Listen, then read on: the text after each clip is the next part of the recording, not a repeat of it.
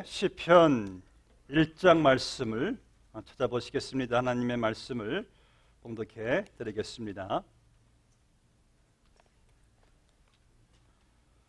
하나님의 말씀입니다. 복 있는 사람은 악인들의 꾀를 따르지 아니하며 죄인들의 길에 서지 아니하며 오만한 자들의 자리에 앉지 아니하고 오직 여호와의 율법을 즐거워하여 그의 율법을 주야로 묵상하는도다. 그는 시냇가에 심은 나무가 철을 따라 열매를 맺으며 그 잎사와 귀가 따르지 마르지 아니함 같으니 그가 하는 모든 일이 다 형통하리로다. 악인들은 그렇지 아니하며 오직 바람에 나는 겨와 같도다.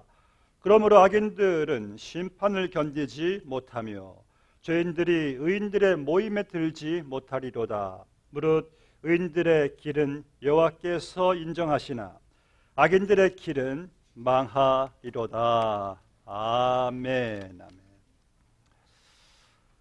행복한 사람은 누구인가? 시편의 1편의 주제이기도 합니다.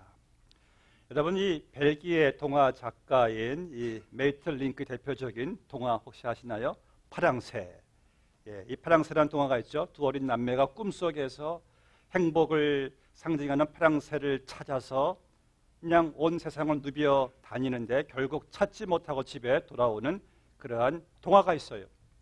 이 동화 이후로 생긴 그 용어가 심리적인 용어인데 The Bluebird Syndrome, 파랑새 증후군.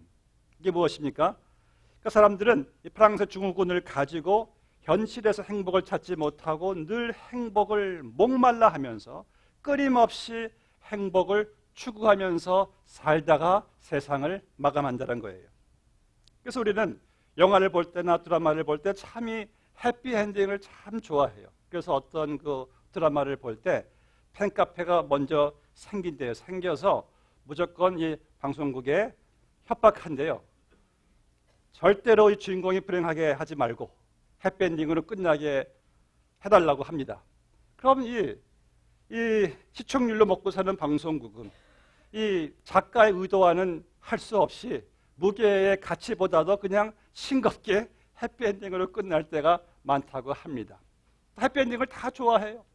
해피엔딩을 우리도 이렇게 염원하고 살아갑니다.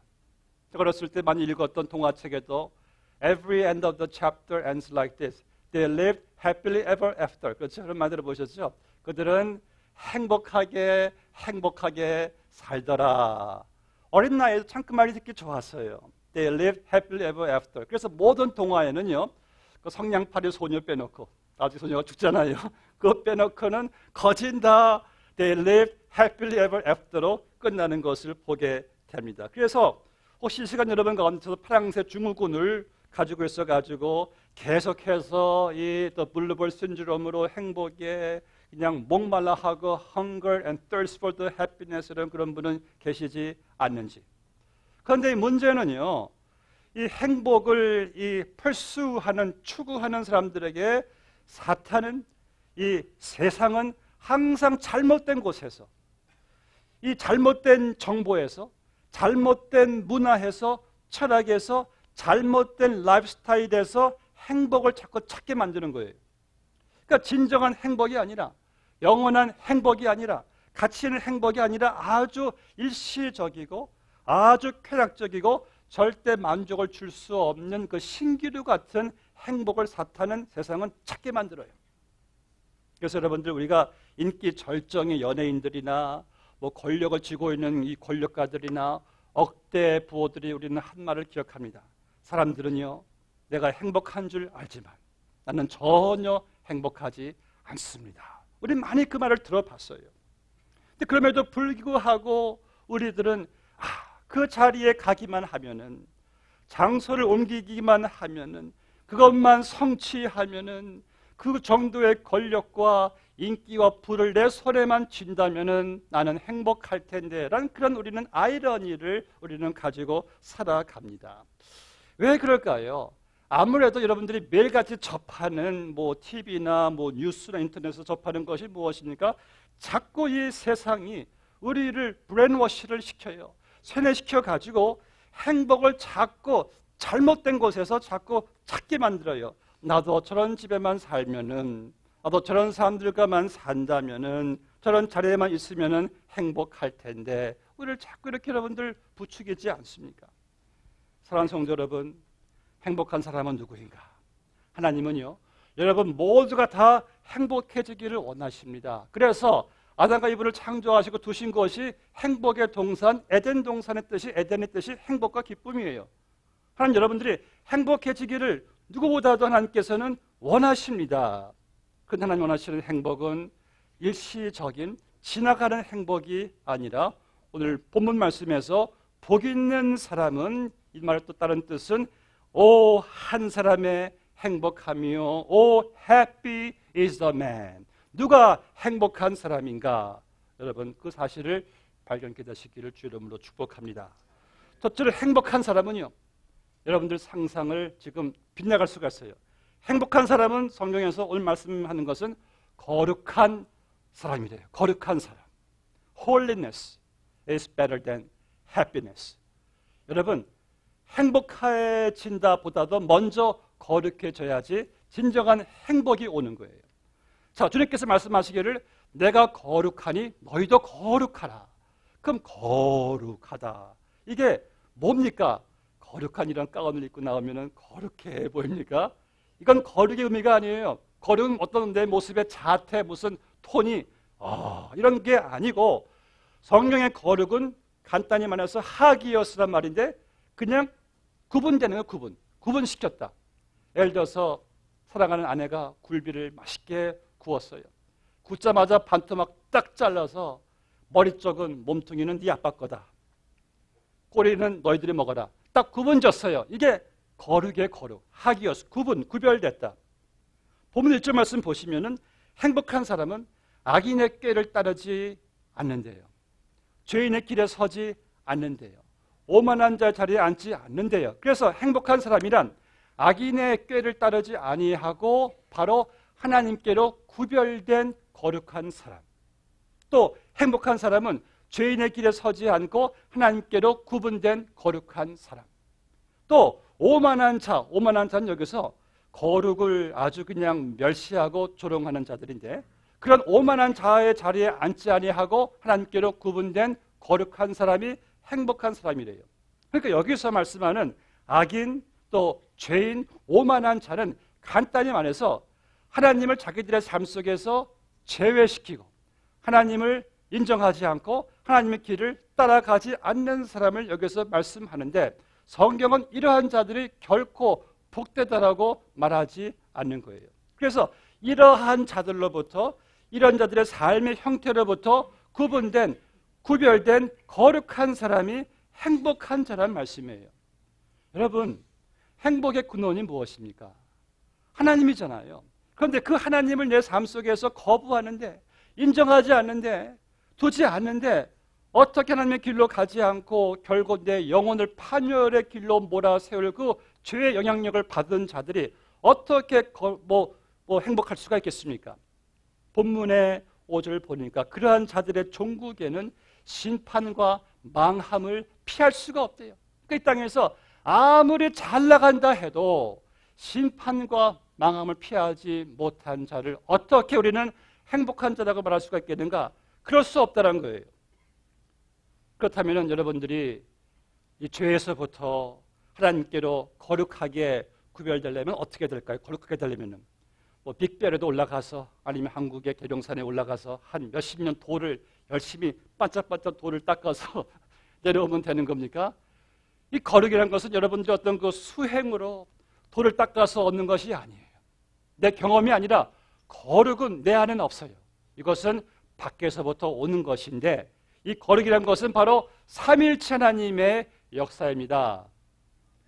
손을 보시면은 바로 제일 낮은 내가 죄인이라면은 거룩까지 가기 위해서는 삼위일체의 성부 하나님이 날 위해 나를 택하시고, 삼위일체의 성자 하나님이 택하신 나를 위해 십자가 못 박혀 죽으시고, 삼위일체의 성령 하나님이 택함받고 구속함을 받은 나를 말씀으로 거듭나게 하셔가지고 나를 거룩하게 하나님의 전으로 구별하여서 내 안에 들어오셔서 나를 성전 삼으시고 나를 거룩한 나라로, 거룩한 백성으로 삼는 것만이 유일한 거룩의 방법인 것입니다.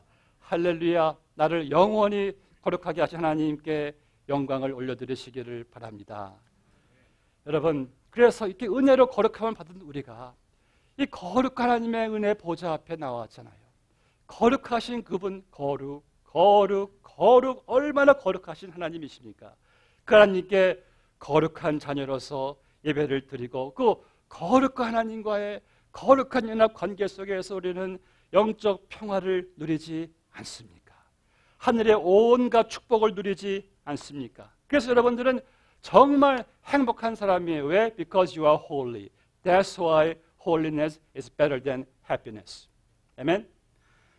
여러분, 제가 아까 설교하면서 프랑스 동화 말씀드렸죠. 조금 더 그 내용을 제가 설명해 드린다면은 이 동화에서 두 어린 남매가 이 파랑새를 찾으러 숲속을 누빕니다. 죽음의 나라도 가봐서 또 이렇게 살펴봅니다. 여러 나라들을 다 살펴봐요. 추억의 나라, 과거의 모든 나라들 다 빙빙빙빙 돌아가는데 파랑새가 없어요. 결국 두 남매가 포기하고 집에 왔는데 집에 와서 집 문에 달려있는 그 세 장에 그렇게 찾았던 행복의 파랑새가 그 안에 있는 거예요. 그러니까 이 교훈이 무엇입니까?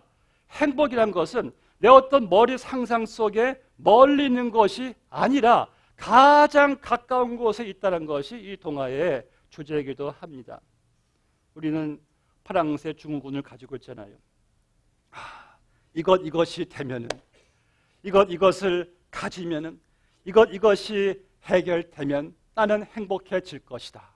매일매일 그러기 때문에 매일매일 현실에서 행복이 없는 거예요.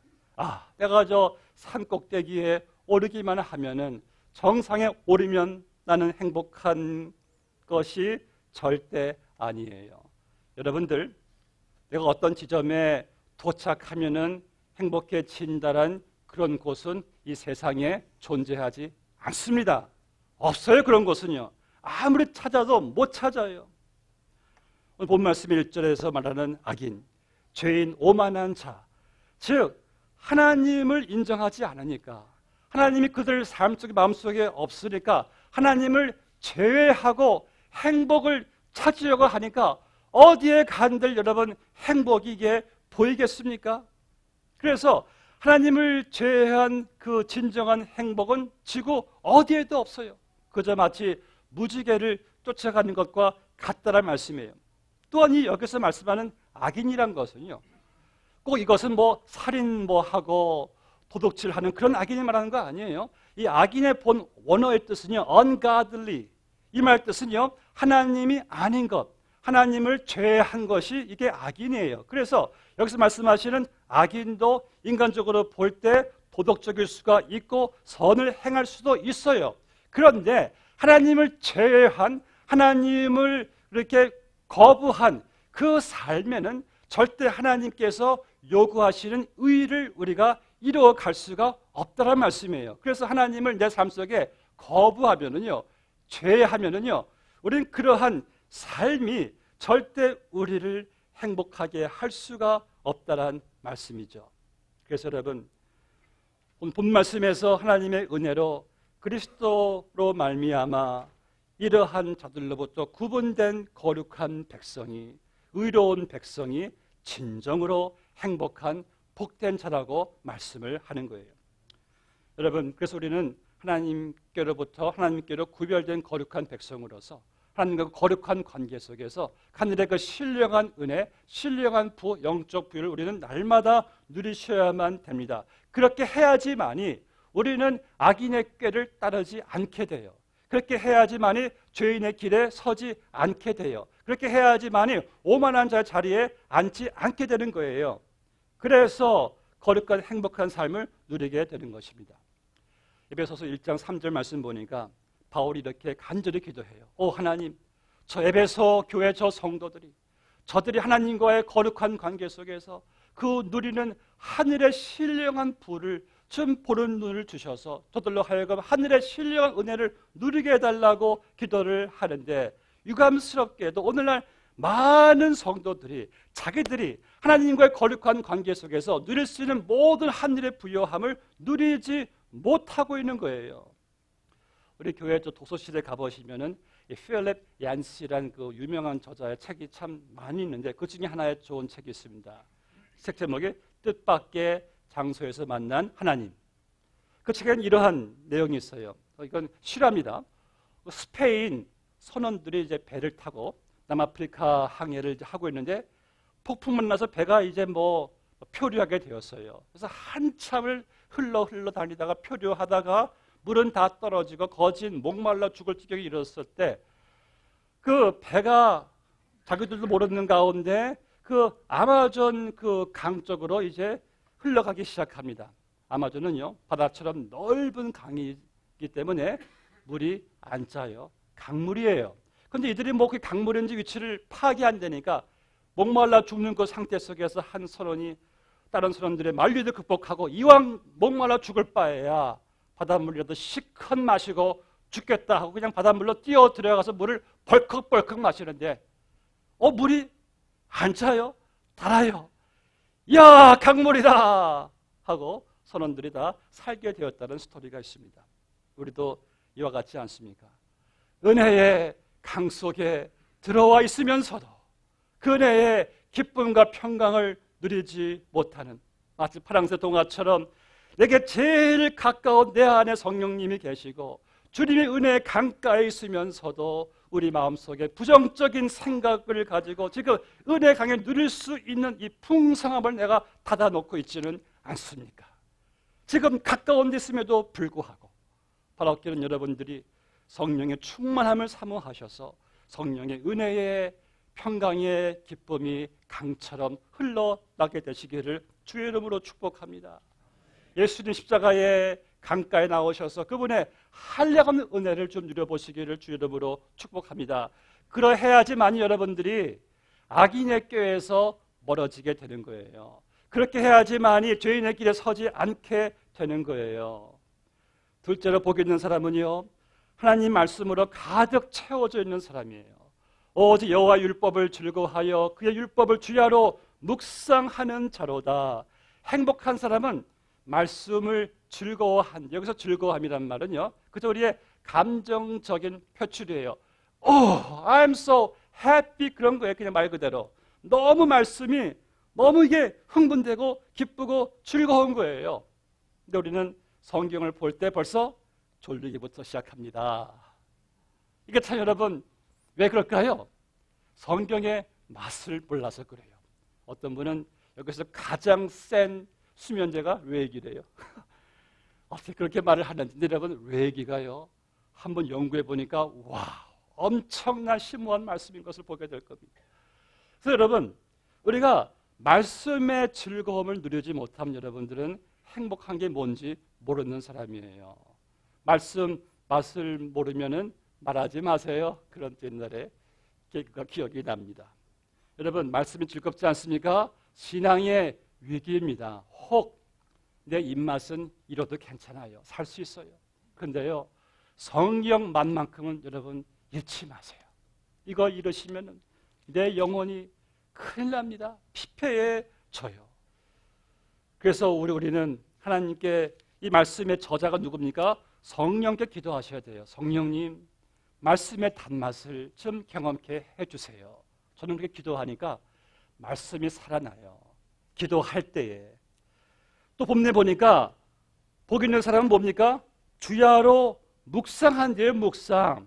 근데 이 묵상을 우리는 너무 오리엔탈 동양적인 면으로 해석해요. 묵상은 요가하면서 조용히 명상이 묵상이 아니에요. 여기서 묵상은 히브리어적인 묵상은요 내가 하나님 말씀을 큰 소리로 그냥 읽으면서 선포하면서 말씀대로 살겠습니다 하는 강한 의지를 보여주는 것이 여기서의 묵상인 것입니다.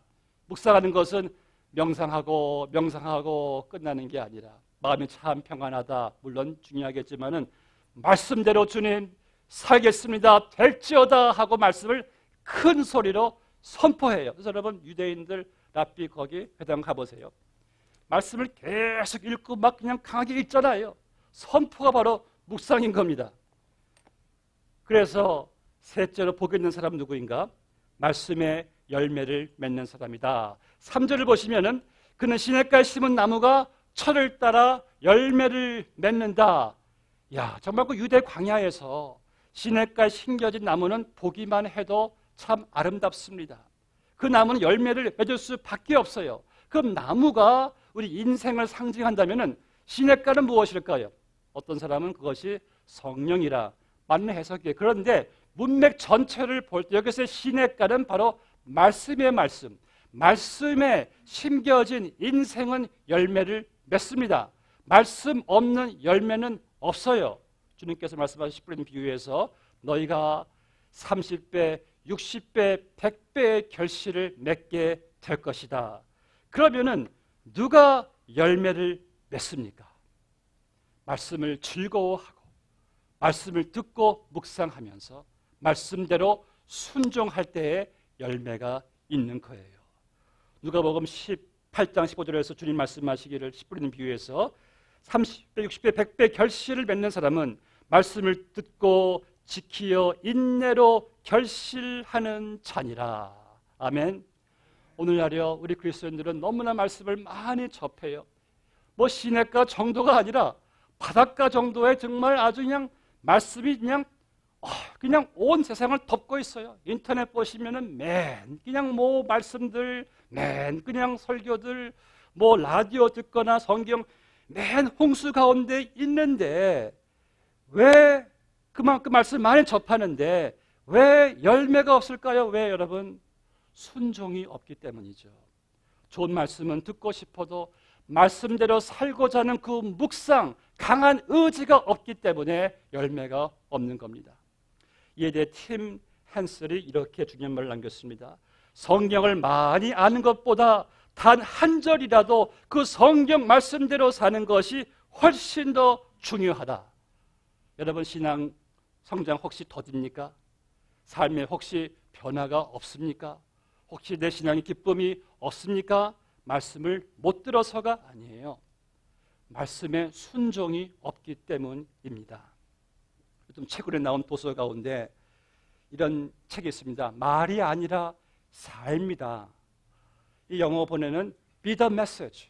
내 말이 메시지가 아니라 내 삶이 메시지라는 거예요. 오늘날 이제 안 믿는 사람들은 우리의 말에 대해서 they are tired of it. 너무 많이 들어가지고 예수 믿고 천국 간다. 너무 많이 들었는데 이제는 말로 전도하는 것이 아니라 그들은 내가 말로 예수를 말할 때 그들은 귀를 막습니다. 아유, 말만 잘하지.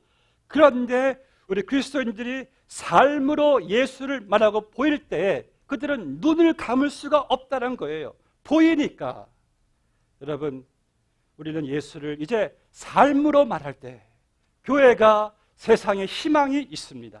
그래서 이 사도 베드로도 이 믿는 사람들이 그 가정 안에서도 안 믿는 자에게 말로 하지 말고 선한 행실로 하라는 것을 우리는 보게 됩니다.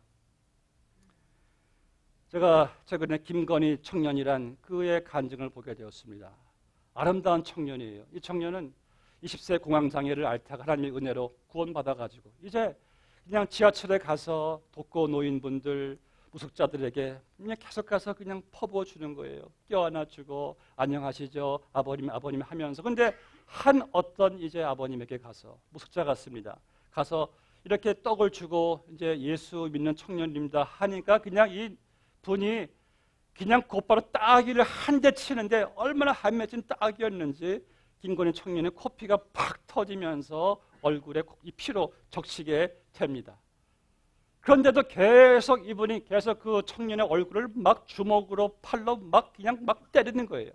자기도 보호 본능으로 딱 이렇게 막고 있었는데 막고 있다가 아니다, 이러면 안 되지 하고 두 손을 내리고 계속 그분이 때리는 대로 계속 몇 분, 10분을 계속 막고 있다가 이분이 벌벌 떨 정도로 지쳐가지고 포기했을 때 이 청년이 하는 말이에요. 아버님 많이 힘드시죠? 다음에 와서 또 제가 뵐게요 하고 가는데 뒤에서 그분이 하신 말씀이 어디가 기도해주고 가야지. 그러면서 하는 말이 예수 믿는 자들 그렇게 자기들 말만 할 줄 알지 내 말 한 번도 안 들어줬어. 네가 믿는 예수 나도 한번 들어보자. 믿어보자. 아, 그 간증을 들으니까 역시 이게 말이 아니라 삶이구나. Be the message. 여러분 보니까요, 듣는 것은 열매가 이제는 없어요. 말하는 것도 별로 없어요. 그러나 삶으로 보일 때에 열매가 있을 줄로 압니다. 마지막으로 행복한 사람은요, 말씀에 열매가 있는 사람은 오늘 본문의 3절 하반절 보세요. 그가 하는 모든 일이 다 형통하리로다. 그러니까 참 행복하죠. 여러분들 하는 일이 다 형통하면은 정말 우리는 행복한 사람이에요. 자녀 교육 형통 할렐루야, 사업도 형통 할렐루야, 건강 형통 할렐루야, 교회 형통 할렐루야, 다 형통하죠. 그런데 본문에서 말씀하시는 형통은 그런 외적인 번창번성의 형통이 아니라는 거예요. 성경 창세기 39장 보시면은 요셉의 생애를 묘사하면서 요셉을 계속해서 말하는 단어는 형통, 형통, 형통이. 그런데 모세가요, 형들의 그냥 음모에 그냥 그 어린 나이에 그냥 그 이스마엘 그 족속 사람들에게 그냥 팔려가서 이 노예로 끌려가가지고 노예 생활할 때 성경을 말씀하기를 여호와께서 요셉과 함께 하심으로 요셉이 형통하더라. It doesn't make any sense. 그렇죠? 그리고 또 그 안에서 요셉이 열심히 일했는데 이것도 보디발의 아내가 또 누명을 씌워서 나를 겁탈했다 해가지고 또 감옥으로 또 던져져요. 그런데 또 성경을 말씀하기를 하나님께서 요셉과 함께 하심으로 요셉이 형통하더라. 그러니까 삶에는 형통은 보여주지 않아요. 그런데 그게 왜 형통한 겁니까? 형통함이란 것은 괴로울 때나 즐거울 때나 평안할 때나 낙심할 때나 하나님의 손을 의지하고 그 손에 이끌리는 삶이 바로 여러분 형통이라는 말씀이에요. 시편 23편 말씀에서 내가 사망의 음침한 골짜기로 다닐지라도 해를 두려워하지 않는 것은 주의 지팡이 막대기가 나를 안위하시나이다. 내게 부족함이 없나이다. 이게 바로 형통이죠. 또 사도 바울처럼 내가 가난해도 부해도 평안해도 고난을 받아도 상황에 흔들리지 않고 항상 자족하노라. 이것이 바로 성경에 말씀하는 형통이란 것이죠. 그래서 여러분 날마다 이런 형통함을 누리시려면요, 오늘 말씀대로 여호와의 율법을 즐거워하면서 그의 율법을 묵상해야 됩니다. 왜 그런지 아십니까? 여러분들이 말씀을 듣지 않고 묵상하지 않으시면은 내가 처한 상황을 해석하는 눈을 잃게 돼요. 그렇게 되면은요, 우리는 좋을 때는 기뻐하고 나쁠 때는 힘들 때는 불평하는 사람이 된다는 거예요. 여러분 이거 아십니까? 때로는요, 우리가 볼 때 유리하게 상황이 돌아가는 그 때가 내게 독이 될 수가 있어요. 또 내가 볼 때 아주 불리한 상황인데 이것이 우리에게 약이 될 수가 있어요. 이런 것을 분별할 수 있는 눈이 어디서 옵니까? 말씀을 우리가 듣고 묵상할 때 분별력이 생기는 거예요. 그래서 이런 것을 잘 분별하시려면 여러분들 형통하기 위해서는 늘 말씀을 묵상해야 됩니다. 그래서 형통한 사람은 환경과 상황의 지배를 받는 사람이 아니라 주야로 말씀을 묵상하는 사람이죠.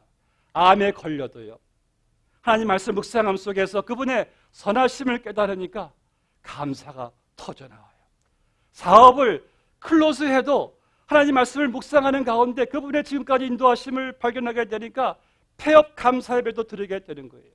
자녀가 힘들어도 하나님의 그를 향한 비전을 말씀을 통해서 보게 되니까 하나님께 맡기는 마음의 평안함이 생기는 거예요.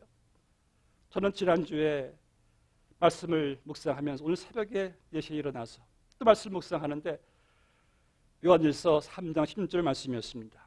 그러니까 우리를 위하여 목숨을 버리셨으니 우리가 이로써 사랑을 알고, 그 말씀 묵상하는 가운데 주님의 음성이 들려지는 거예요.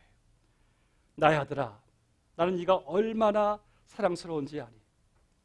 나는 네가 얼마나 즐거운지 아느냐? 내가 너를 위해서 십자가에서 못 박혀 죽었다. 너는 그것으로 행복하지 않니? 내가 널 위해서 죽었는데 그것을 행복하다 말하지 못하겠느냐? 그 음성이 그냥 들려오는데 마음이 참 평안해지면서 마음에 있는 모든 짐들이 싹 가라앉는데 사랑하는 성도 여러분, 그렇게 보니까요, 형통함이란 환경도 아니라 상황이 아니라 이 말씀이 형통함인 줄로 믿습니다. 이 말씀이 형통함이지 여러분들이 보는 어떤 이상적인 상황, 환경 그 안에는 행복, 형통함이 없습니다. 말씀 속에서 형통함을 발견하실 때, 행복을 발견하실 때 아까 장로님 기도하신 것처럼 그 말씀이 삶을, 환경, 상황을 변화시키게 되는 줄로 믿습니다. 우리는 이러한 행복을 여러분 누리시자고요. 이제는 그만 서양 사람들이 그렇게 추구하고 저것저것 가지면 이거 되면은 나는 행복해질 것이다. 절대 행복은 없어요. 신기를 그만 쫓으시고 가장 가까운 내 안에 계시는 성령님, 예수님의 십자가의 그 은혜, 이 말씀 안에 진정한 행복이 강같이 흐를 줄로 믿습니다. 함께 기도하겠습니다. 아버지 하나님 감사합니다. 우리에게 복을 내려주셔서 우리에게 행복한 자의 삶을 살게 하시니 주여 참으로 감사합니다. 우리 하나님의 거룩한 자녀로 구분하여 주시어서 하나님과의 거룩한 관계 속에서 하늘의 신령한 부요함을 날마다 누리게 하시니 주여 감사합니다. 우리의 상황, 환경, 사람, 관계 내 뜻대로 따라주지 않는다 할지라도 말씀 속에, 말씀 묵상함 속에서 그 모든 것이 합력하여 선을 이뤄가는 형통한 행복을 볼 때에 우리는 주여 행복합니다. 주님의 사랑이 행복합니다. 천국 소망이 행복합니다. 말씀 약속으로 행복합니다. 이 행복함으로 행복에 목말라 하는 세상 사람들에게 행복의 복음을 전할 수 있는 우리 모두가 다 되게 하여 주시옵소서. 예수님의 이름으로 기도드리옵나이다. 아멘.